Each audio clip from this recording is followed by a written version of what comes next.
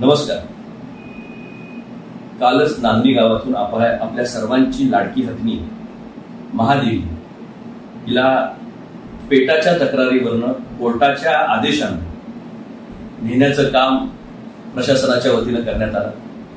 भावनांचा उद्रेक झाला, सगळं गाव जमलं होतं आणि आपल्या लाडकी हत्नी आज आपल्यातनं पुढे जाते हे पाहिल्यानंतर जीव पिळून काढणारा प्रसंग. मग महाराजांचा चेहरा असेल, गावकऱ्यांचे असणारे अश्रू अनावर झाले असतील, लहानांच्या पासून थोरांच्या पर्यंत सर्व गाव आपल्या कुटुंबातला एक सदस्य परगावी निघालाय काय अशा पद्धतीनं एकवटलं होतं आणि परत तिचं दर्शन होतंय की नाही अशा भावनेतनं सगळ्या गावानं निरोप देण्यापेक्षा तिची वाट गाव परत त्या ठिकाणी पाहतंय.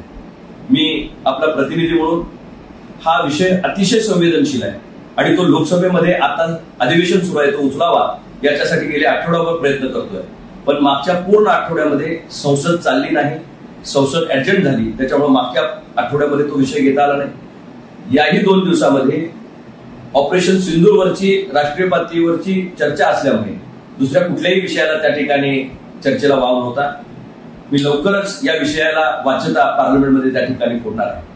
पण मी पेटासारख्या संस्थांना जे स्वतःला प्राणीमित्र म्हणून घेत आहेत त्यांना मला मुद्दामून या ठिकाणी सांगितलं पाहिजे की तुम्ही माणसामध्ये आणि जनावरांमध्ये फरक करत असताना जे जनावर माणसाळलेलं आहे, जो प्राणी माणसाळलेला आहे तो तिकडं दुसरीकडे कुठंच राहू शकत नाही. ती हत्नी फक्त आणि फक्त नागरी गावामध्येच आनंदाने राहू शकते आणि त्या मठाधिपत्यांच्या आशीर्वादामध्येच आणि त्यांच्या असणाऱ्या व्यवस्थेमध्येच चांगली राहू शकते. जशी माणसाची सायकोलॉजी असते तशी प्राण्यांची सायकोलॉजी असते आणि तिच्यावर होणारा सायकोलॉजिकल परिणाम खऱ्या अर्थानं त्याच्यासाठी तुम्ही कारणीभूत ठरणार आहात. पेटा स्वतःला जर प्राणीमित्र म्हणून घेत असेल आणि प्राण्याच्या संरक्षणार्थही आपण सर्वजण करत असाल तर गावागावामध्ये आमच्याकडे भटकी कुत्री फार मोठ्या प्रमाणात आहे. शहरापासून ग्रामीण भागामध्ये त्यांनी हौदास मांडलेला आहे. तुम्ही ती वंताराला सुपूर्द करण्यासाठी काय करता येते पहा. आम्ही सगळेजण तुम्हाला मदत करू. पण जे जनावर पाळीव जनावरांसारखं त्या ठिकाणी राहिलंय, आमच्या बरोबर घरच्या कुटुंबाच्या सदस्यासारखं राहिलंय, त्याला इतकं प्रेम त्याचं गावकऱ्यांच्यावर आहे आणि गावातल्या लोकांचं त्याच्यावर आहे. सध्याचं एक स्थान म्हणून 600 वर्षाची परंपरा त्या मठाला त्या ठिकाणी आहे. असा आमच्या आत्म्याला हात घालण्याचं काम तुम्ही त्या ठिकाणी केलंय. निश्चितच याला आम्ही लोकसभेमध्ये वाच्यता फोडू.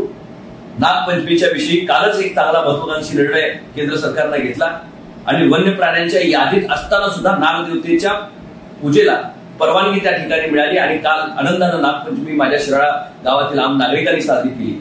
माझा प्रामाणिक प्रयत्न आहे की हत्ती जो या ठिकाणी पाळीव हत्ती आहे, जो परंपरेनं त्या ठिकाणी तिथं आहे, लहानाचा मोठा तिथं त्या ठिकाणी झालाय, त्या हत्तीला परत एकदा मठाकडे सुपूर्द करण्यासाठी काही स्पेशल केस करता येईल का आणि पार्लमेंटनं त्यामध्ये लक्ष घालावं, लोकसभेनं त्यामध्ये लक्ष घालावं आणि कायद्यामध्ये काहीतरी सूट देऊन अशा ज्या हत्ती या ठिकाणी आहेत जे धार्मिक कारणास्तव अनेक वर्षानुवर्ष शेकडो वर्षाच्या परंपरेनं तिथं आहेत त्यांना संरक्षण देण्याचं काम करता येईल का याच्यासाठी मी प्रामाणिकपणे प्रयत्न करेन.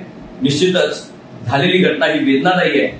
मी पोलीस प्रशासनाला सुद्धा विनंती करतो की केसेस त्या लोकांच्यावर ज्या घातलेत त्या भावनाविवश झालेल्या या ठिकाणी समाजानं आपल्यावर तुमच्यावर करायचं आक्रमण त्यांना कारण नव्हतं, पण आपल्या घरातला सदस्य कोणतरी ओढून घेऊन जात आहे या भावनेतनं खऱ्या अर्थानं तो मनाचा आक्रोश निर्माण झाला. आपणही समजून घ्या, कुठेही कठोर कारवाई या सगळ्या लोकांच्यावर होणे याची काळजी आपण घ्या.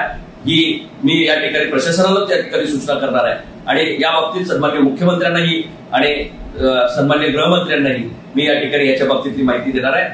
आपण संयम राखा. निश्चितपणे एक नागदेवतेची लढाई आपण जिंकलोय. आता दुसरी एक लढाई जी सुरू होतीये ती आपली असणारी लाडकी महादेवी परत घरात आणण्याची आणि मला निश्चित खात्री आहे की येणाऱ्या काळामध्ये यालाही आपल्याला यश येईल आणि महादेवी हत्तीला आपल्याला परत आणण्यामध्ये सर्वांना यश येईल. आपण संयमानं पुढे जावं एवढी कळकळीची विनंती. आपला प्रतिनिधी म्हणून जसं मला संधी मिळेल तसं पार्लमेंटमध्ये महादेवीचा विषय आपल्या कानावर आल्याशिवाय राहणार नाही हे वचन मी आपल्याला या निमित्तानं या ठिकाणी देतो. धन्यवाद.